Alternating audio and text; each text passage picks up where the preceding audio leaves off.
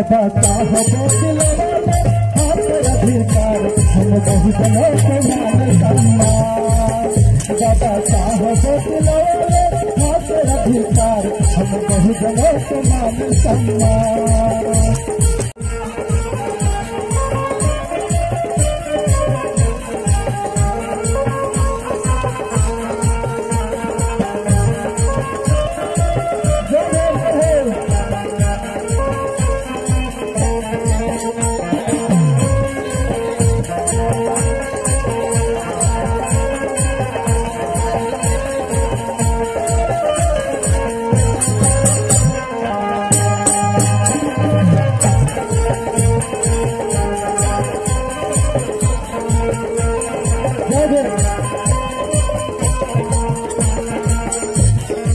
देखिए रंजन बॉस की तरफ से बहुत बहुत रुपया का पुरस्कार है।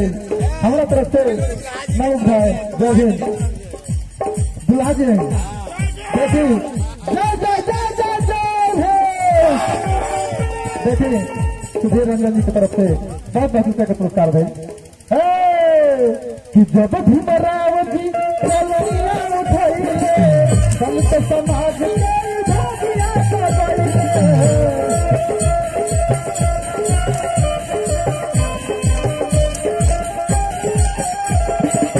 जब भीमराव की कलामियां उठैले संत समाज का गुलामियां मिटैले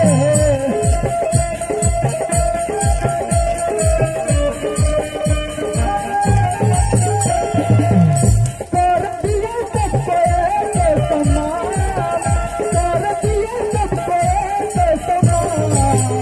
बाबा साहब दिलवाले हाथ अधिकार हम बहुजनों को मान सम्मान। बाबा साहब दिलवाले हाथ अधिकार हम बहुजनों को मान सम्मान।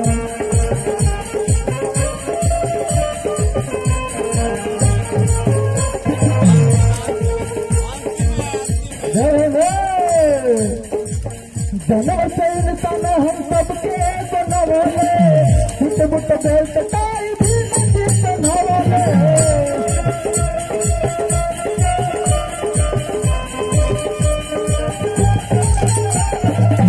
जनवर से इंसान हम सबके बनवले फुट बुट बेल्ट टाई भी नसीब बनवले।